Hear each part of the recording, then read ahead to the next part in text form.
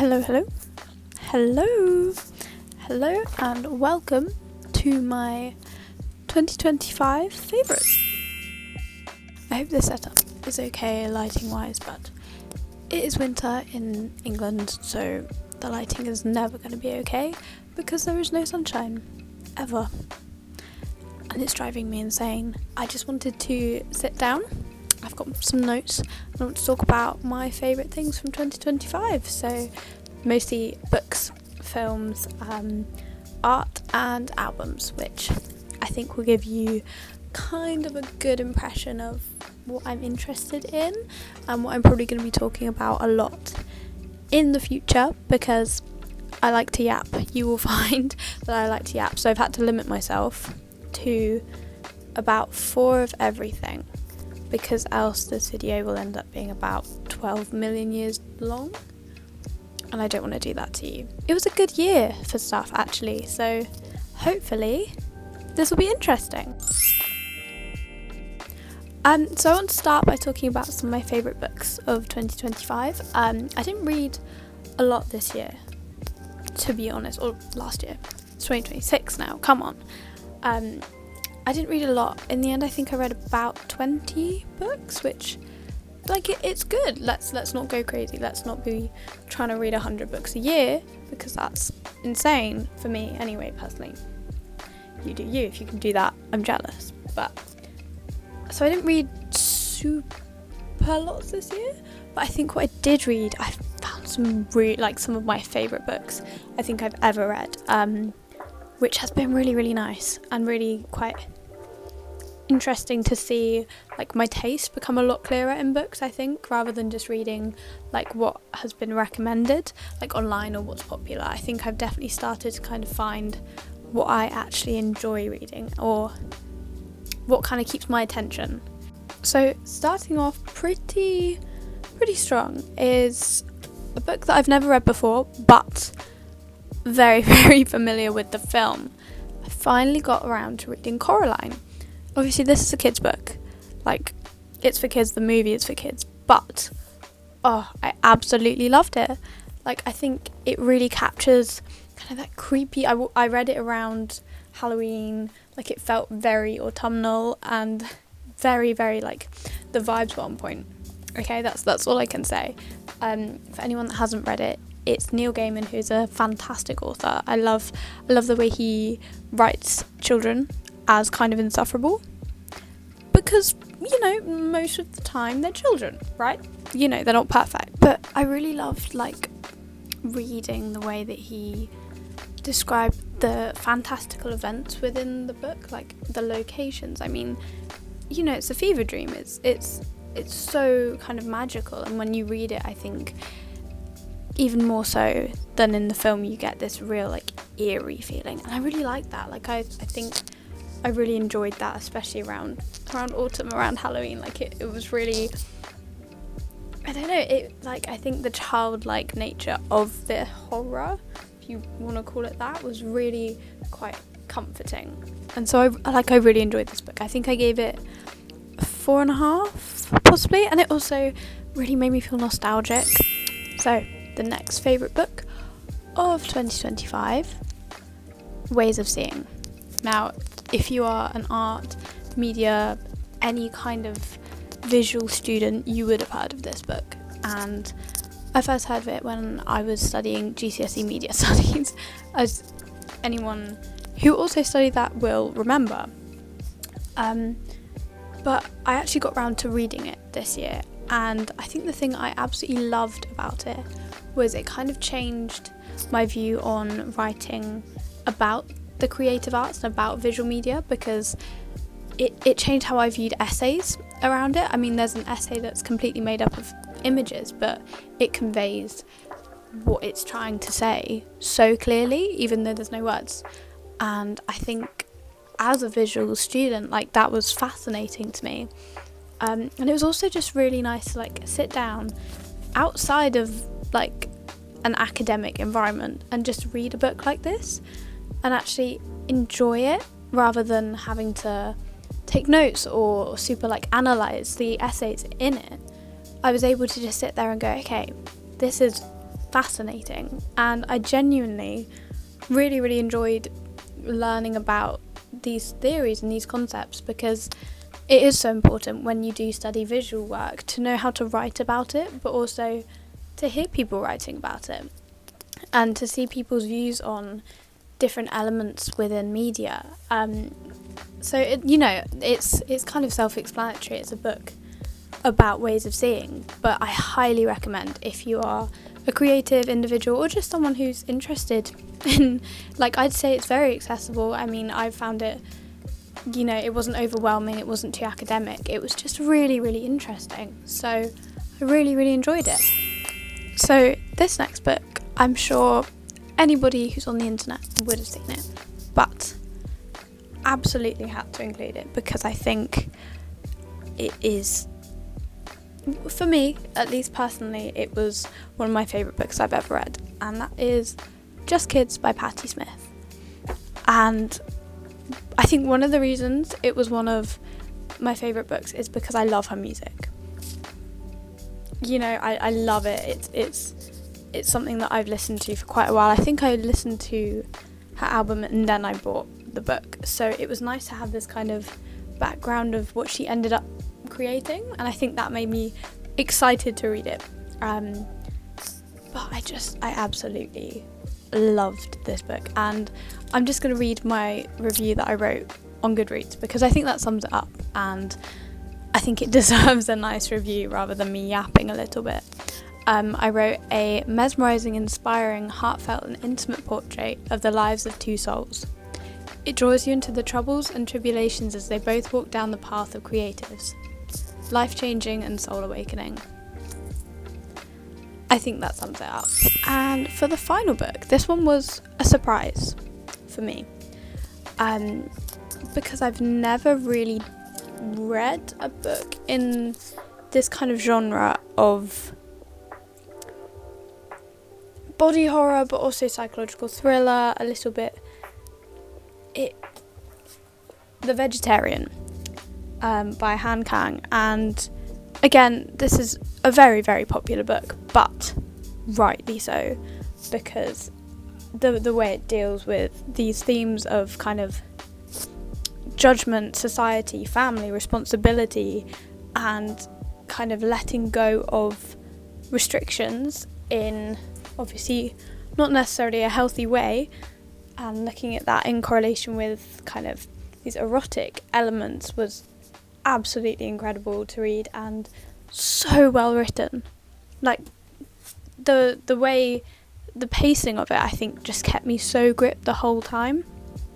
And also, you're a little bit disgusted the whole way through. You're a little bit like, it makes your skin a little bit itchy, and it's not super comfortable, but I think that was really compelling, and I think it's definitely made me want to read more books like this and read something that's a little bit less comfortable, and it's definitely quite visceral, I think is the best way to explain it.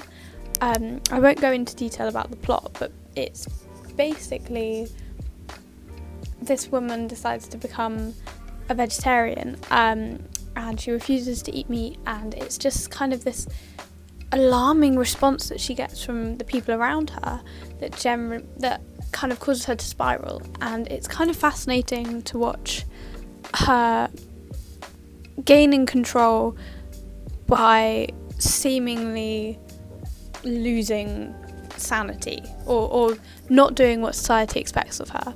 And it's a lot more complex, and there's kind of these three underlying stories, but absolutely so compelling and so interesting. I think I gave it 4.5 or 5 as well. I absolutely ripped through it. It's a short book. I think I read it in one sitting, but I highly recommend, because I just think it was something that I'd never read anything like it before, and I'm really glad I did, because it's kind of opened my eyes to a whole new genre that I really want to explore a little bit more in 2026, kind of those books that are uncomfortable.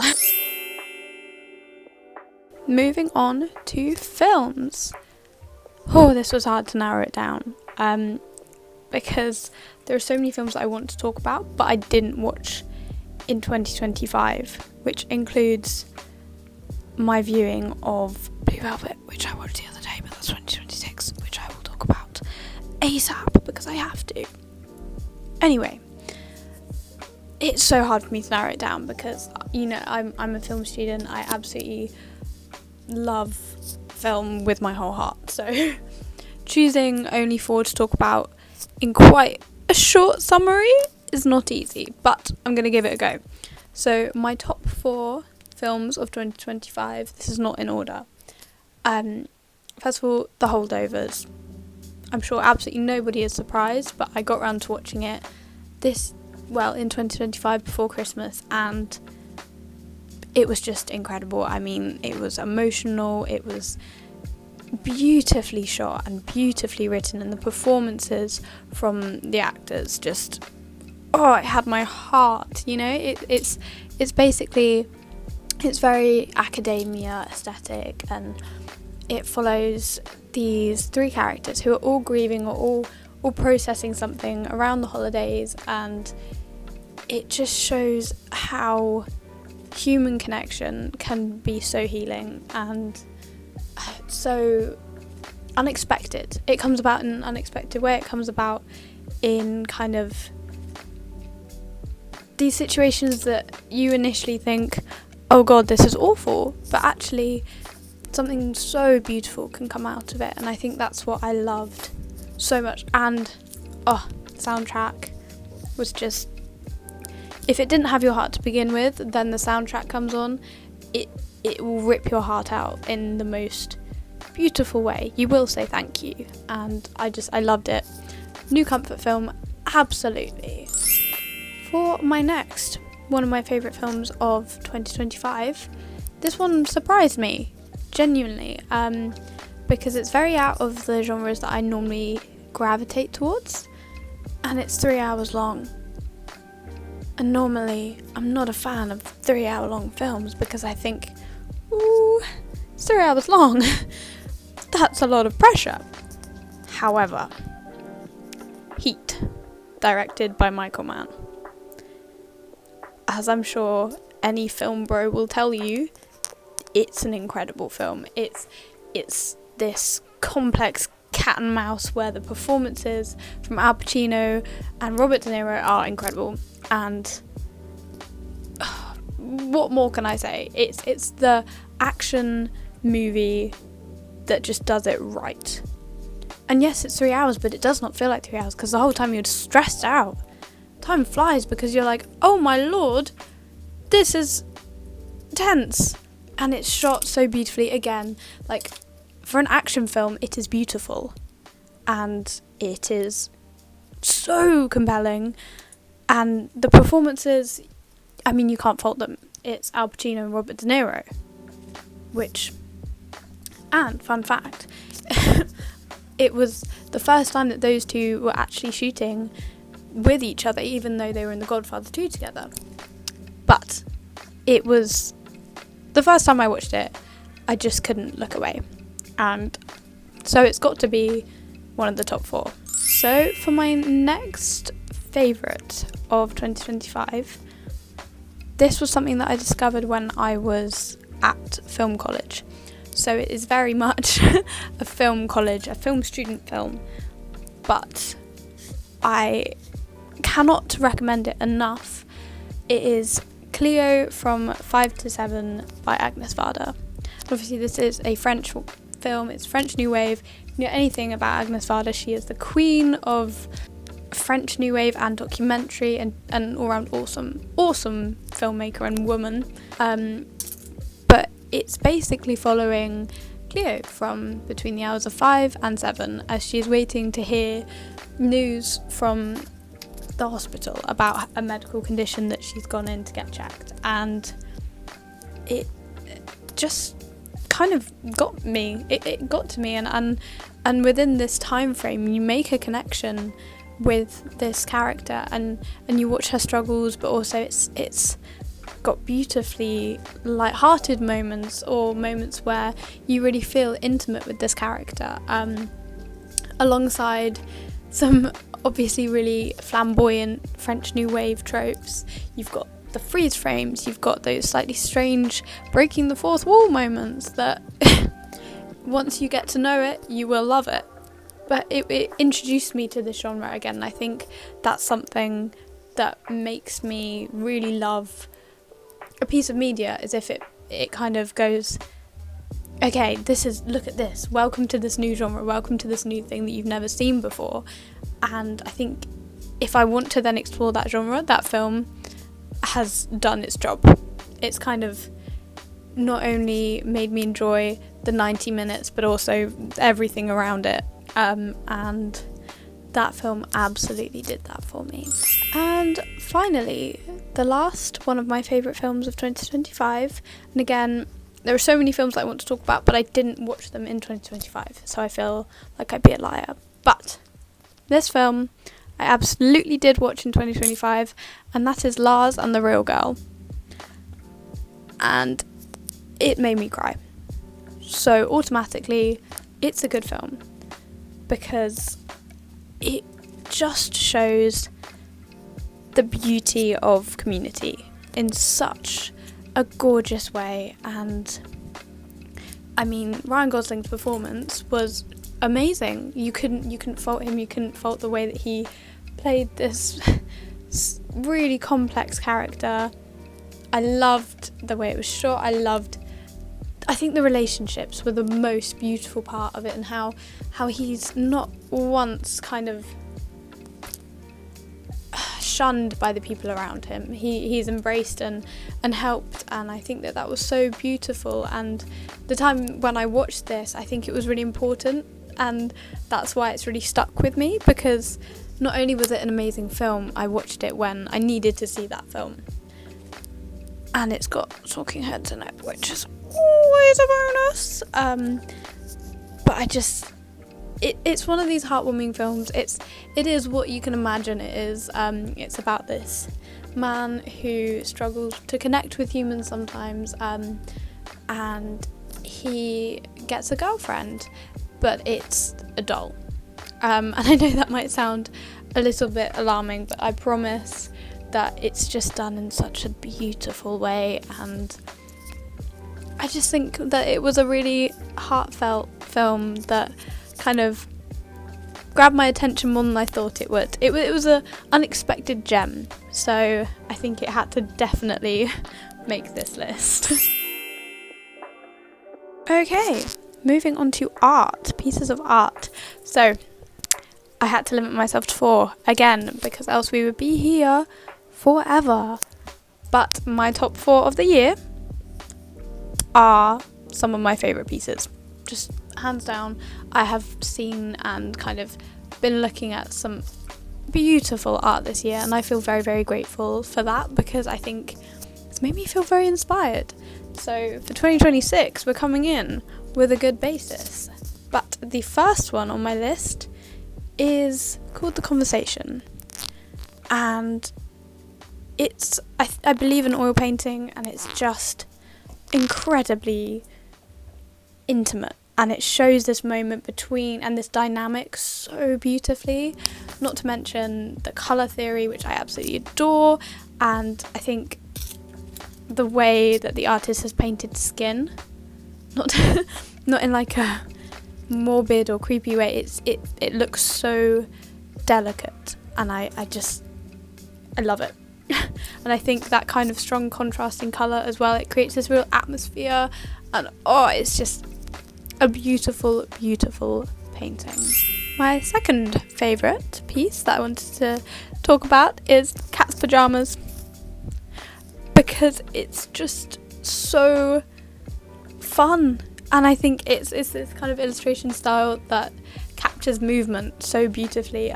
There's another art piece that reminds me of a collection of paintings that someone did showing a man making the perfect margarita. I'm sure you've seen it, and it just captures the movement of him like shaking this cocktail shaker, but it feels very similar to that, with the cat pouring his coffee, he's in his pyjamas. It's so homely, and I think the art style really captures that. Like, the illustration style is imperfect. You can see texture, you can see kind of pencil marks that aren't rigid, and I think that it just creates this really joyful, comforting illustration. And it's been really nice to see some simpler illustrations that have been inspiring me, because not everything has to be ultra realism or like super developed for it to actually emotionally connect with your audience. So I absolutely love it.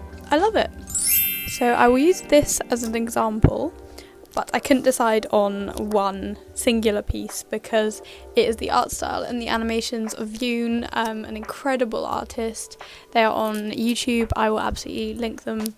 I'm sure you've seen some of their work, but I just love the colours and the movement and kind of this expression that they create within the animations. Like, it's just so fun and so comic-like, and I love the line work as well. I think the bold kind of graphic line work with the high contrast, it's just so engaging.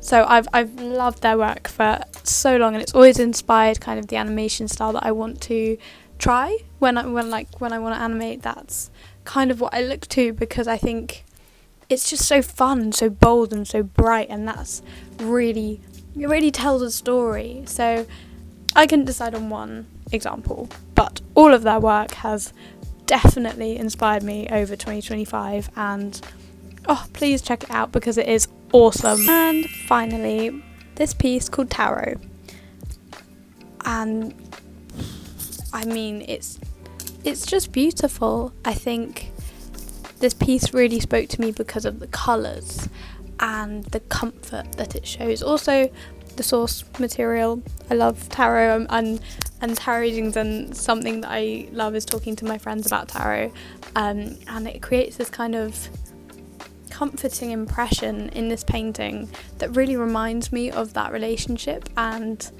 that kind of intimate spirituality, and the brushwork is just stunning, and it really inspired kind of styles that I want to try and embody within some pieces that I make this year, because I just think it's so delicate, and yet the colours are bright and bold and they capture you, and it's just this intimate moment caught in paint. And I think within all of the art pieces this year, it's been a lot about movement and colour that I've really been drawn to, which I think is really nice. And I think because a lot of the time I just do ink, like sketching in my sketchbook. If I haven't got a lot of time, I'll go, okay, I'll pick up my pen and my sketchbook. But kind of looking at colourful pieces has been really, really nice. And I think in the dark kind of winter time as well, you need beautiful, colourful art. Final category, or else this video will just keep going infinitely, which I wouldn't mind, but I'm sure you'd get a bit bored. Final category is albums. Favourite albums that I've listened to this year. I've had to limit to 3 because there's a lot, and I'm such an album listener. I love to hear a song and then go, what album's this on? I'm going to sit here and listen to the whole album, and then probably again, and then maybe another time just to be sure. So there was a lot of options, but my top 3 this year: Balloonerism by Mac Miller. Honestly, anything by Mac Miller. His albums and his work has got me through 2025. As always, there is no surprise. Anyone that knows me, this is not a surprise. But specifically Balloonerism this year has just blown me away, knocked my socks off. Next one, Moon Safari by Air. Shocking, actually, because I'd only ever heard that one song that's very, very popular, Sexy Boy, before, and I thought, this is a great song. It's awesome, it's iconic. And then I left it there. And then one day I think I was in the car with my dad and he put it on. I was thinking, oh, hang on, this album is awesome. And then I got it on vinyl and then I played it non-stop for quite a few days. And it's just perfect vibey album.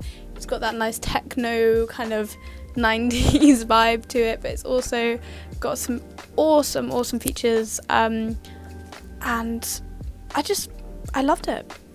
It was a fun album that I just kind of come back to on like a Sunday evening when I'm kind of chill and I want to just put on a record, not really think too much about it, but also be like, this slaps, you know? And finally, even though it's really hard to have to narrow it down to 3, Caught and Spark by Joni Mitchell. Her songwriting, her lyricism is just so beautiful and I love it. And it captures you and it creates this real atmosphere. Free Man in Paris, it just kind of takes you to this time and to this feeling of being in Paris, being a free man in Paris, and I absolutely loved listening to it, especially over the summer. And it's got this lovely kind of folky vibe to it, but also it's Joni Mitchell, so it will always be kind of that underlying emotion to it that I absolutely loved this year. And I never really listened to a lot of Joni Mitchell before 2025, so it was really nice to kind of listen to a little bit, you know, listen to a bit of California and then go, ooh, what album should I listen to? And Caught and Spark was personally my favourite in 2025. I'm sure it will change this year, and there are so many albums that I could have included. I mean, every year, Ziggy Stardust and the Spiders from Mars, every year, because David Bowie is incredible and I love him with my whole heart, but it had to be 2025 favourites, and I expanded my listening a little bit this year, which I was very, very happy about. But there are so many albums that I'd love to talk about and love to yap about, especially my records, because I adore them so much. And an honourable mention of my favourites of 2025 is my Snoopy camcorder that I got for Christmas, because I adore that so much. But yeah, that's just kind of a little bit of an insight into the different things that I watched or read or listened to that I really loved and that kind of inspired me, which has excited me for what I'm going to discover in 2026. So hopefully I'll be able to bring you all along as I discover different things that I enjoy this year. So thank you for listening to me yap.